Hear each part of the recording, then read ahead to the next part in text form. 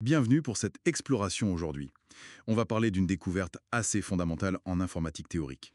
Oui, bonjour. C'est un travail de Ryan Williams qui a fait pas mal de bruit. Exactement, un lien vraiment inattendu entre l'espace mémoire et le temps de calcul.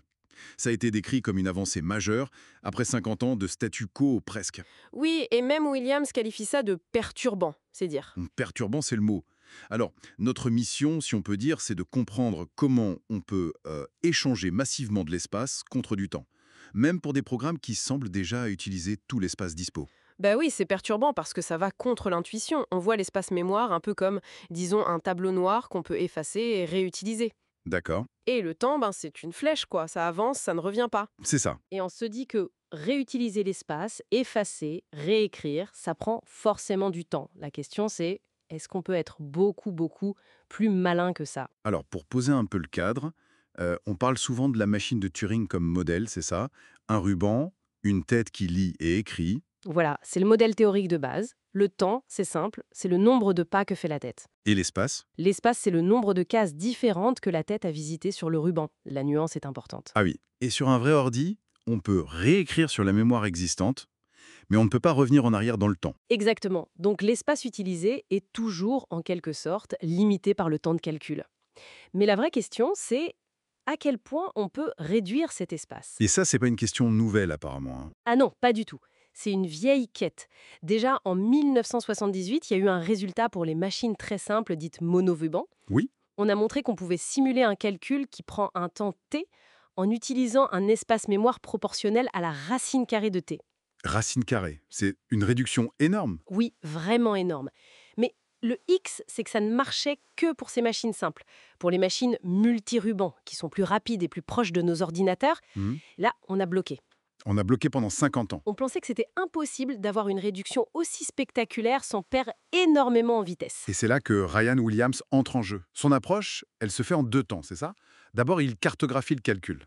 Oui, il visualise le flux d'informations comme un arbre, l'arbre causal, on appelle ça. Un arbre causal. Pouvez-vous nous expliquer un peu ce que ça représente? Imaginez chaque nœud de cet arbre comme un état du calcul à un instant t. Et chaque état dépend des états précédents, qui sont ses parents dans l'arbre. L'objectif, c'est d'arriver au résultat final, la racine, en partant des données initiales, les feuilles. D'accord. Ça visualise bien le flux de dépendance. Et la deuxième étape, c'est de trouver le moyen le plus économe en mémoire pour remonter cet arbre. C'est ça. Et là, on utilise une analogie sympa, le jeu de galets, le pebbling game. Le jeu de galets? Oui, l'idée, c'est de placer des galets qui représentent la mémoire active sur les nœuds de l'arbre. Pour calculer un nœud, il faut que ses parents aient des galets. On veut atteindre le sommet en utilisant le moins de galets possible en même temps. Malin. Mais vous disiez que la vraie astuce vient d'ailleurs. En fait, oui, ça vient d'un problème un peu plus général, le problème d'évaluation d'arbres. Là, les nœuds ne sont pas juste des étapes, ils effectuent des calculs, des fonctions mathématiques.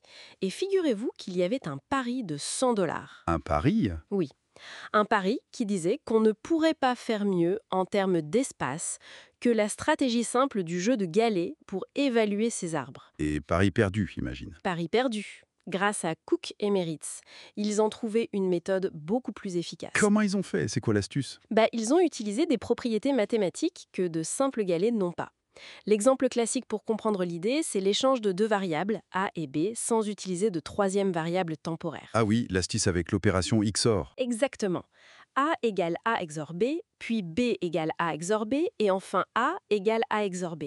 À la fin, A et B ont échangé leurs valeurs. Les emplacements mémoire A et B ont servi à la fois au stockage et au calcul intermédiaire. Attendez, ça veut dire que la mémoire fait double emploi. Elle stocke et elle calcule en même temps, d'une manière qui s'annule à la fin pour donner le bon résultat. C'est précisément ça.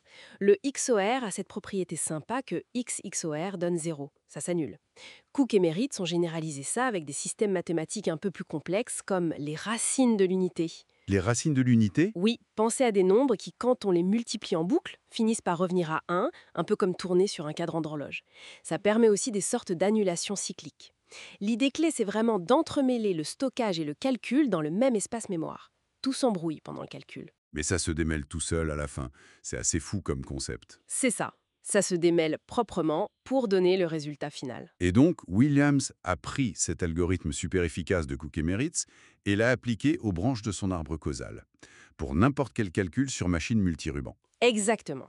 Il a montré comment utiliser cette technique pour évaluer l'arbre causal d'un calcul quelconque. Et le résultat final, c'est quoi? Le résultat est stupéfiant. N'importe quel calcul qui prend un temps t sur une machine multiruban peut être simulé en utilisant un espace mémoire proportionnel à la racine carrée de t, multiplié par juste un petit facteur logarithmique, log t.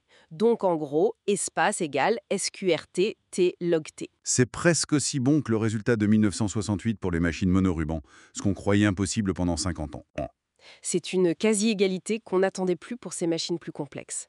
C'est une vraie percée.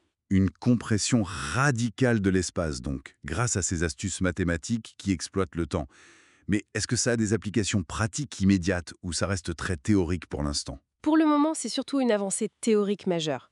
Les constantes cachées dans la formule, le proportionnel A, sont probablement grandes, ce qui rendrait une implémentation directe peu efficace aujourd'hui. D'accord. Mais l'impact conceptuel est énorme. Ça change fondamentalement notre regard sur la relation entre ces deux ressources, l'espace et le temps. Donc, le message à retenir, ce n'est pas tant la formule elle-même, mais cette nouvelle perspective. Le calcul, ce n'est pas juste traiter de l'info passivement. Non, c'est aussi pouvoir encoder l'information de manière très intelligente dans le processus de calcul lui-même.